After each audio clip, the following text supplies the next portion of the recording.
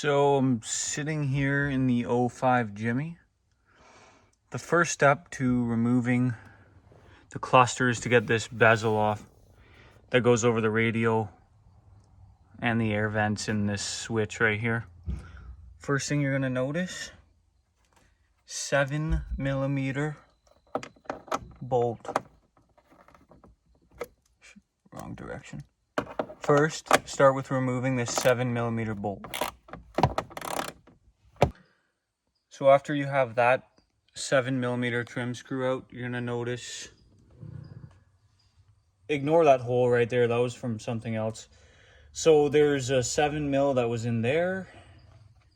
If you come to the other side, 7mm in there as well. I already took them out and put them in a cup holder.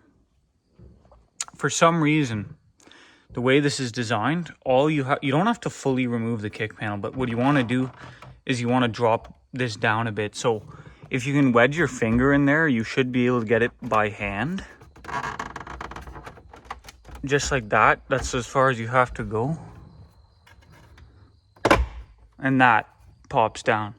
So you're going to notice in here, for some reason, I don't remember if it was me or not, but again, there's two more 7mm that hold the bottom of the bezel in right there, as well as right there. For some reason, they're not in there. I'm gonna have to find new bolts when I put it back together. It might have been me from the last time, it might have been the previous owner, I'm not too sure. But at this point, you can pretty much, if you can't wedge your fingers in here, you can just get a little plastic screwdriver, trim tool or something, but this should pop out fairly easily.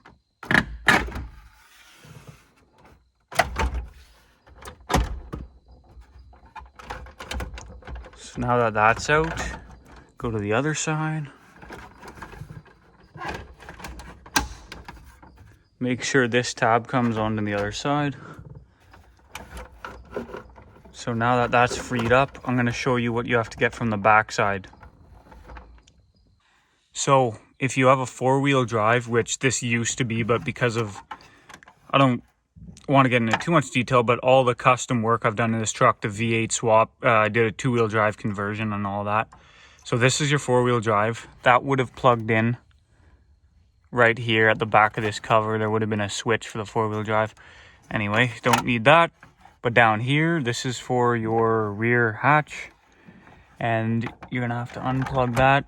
I'm going to grab a screwdriver. The way they design these, you kind of need to get a pick or a screwdriver and push it down to remove. It's kind of like a reverse tab. So I'll show you that. So you're going to have to remove that on that side. And if you come over to the left side, this is your main light control switch. If you can see at the front, you got the dome light, as well as the passenger light, like the floor lights, as well as your outside lights, night lights or whatever.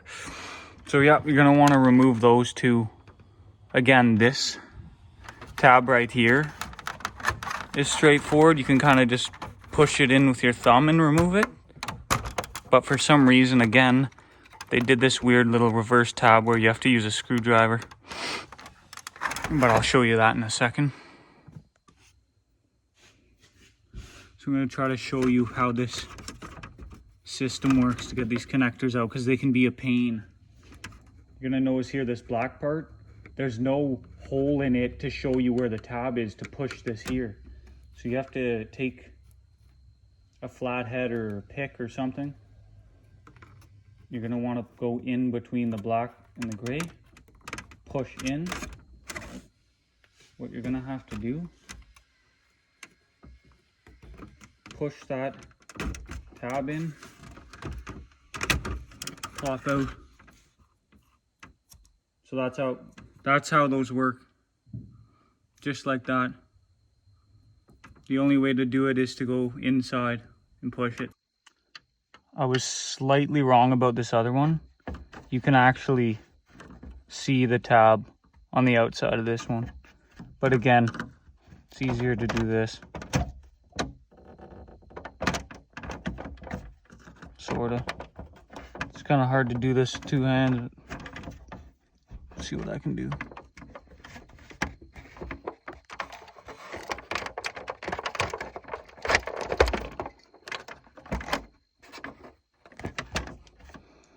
Excuse the camera angles, but yep, now we can take the whole bezel out.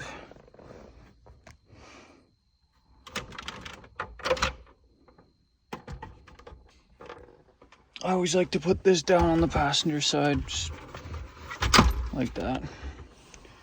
Maybe a less aggressive, but it's my truck, so. All right, now is the fun part. 4 7mm bolts holding the cluster in. Super simple. So I grabbed a long extension, but again, same principle as the bezel, 7mm bolts. Just remove all 4 of them. 1, 2, 3, 4. Remove all 4. Try not to drop them because you'll lose them into the back of the dash. So just remove all 4 of those. It's straightforward. Okay. Once all 4 bolts out, it literally just pulls out. This is your main connector to the cluster. You're gonna notice when I unplug it, that security light's gonna go out. So you push this gray tab, pop it up, remove. There we go. Lights are off. And that is removal of the cluster. Obviously, to reinstall, it's complete reverse order. But the extra part of this video, if that's all you needed to know, you can just stop watching right now, or, oh no, my tachometer just went up. That's okay. It should go back down when I plug it in. But the other thing I want to show you guys is continue watching if you want to see how to change any of the bulbs that are burnt out. Okay, so if you're still watching this video, if you're not doing a cluster replacement or whatever, you just want to do bulbs or whatever, or some service to it, I'll show you how to do that. So right here on the left, we got brand new peanut bulbs. And I bought the nice white ones, not the yellow.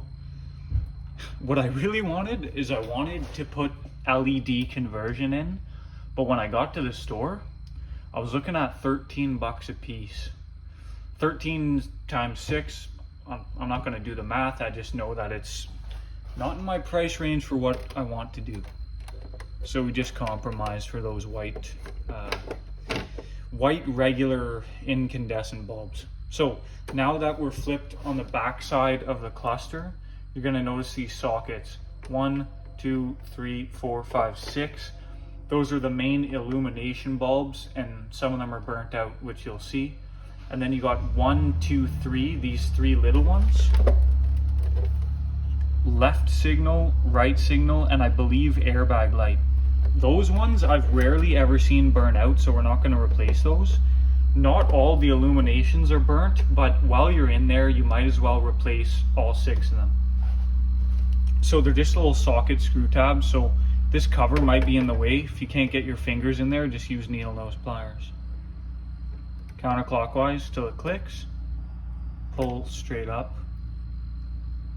And there's your socket, if you can see that. I don't know if you can see, but it's starting to burn out. Usually the top of this will start getting black or gray, and you know it's on its way out. So good thing we're in here doing all 6.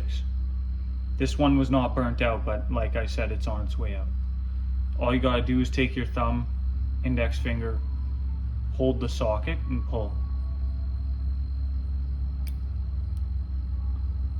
That's the way the socket works. Take your old bulb, discard. Take one of your new fancy new ones.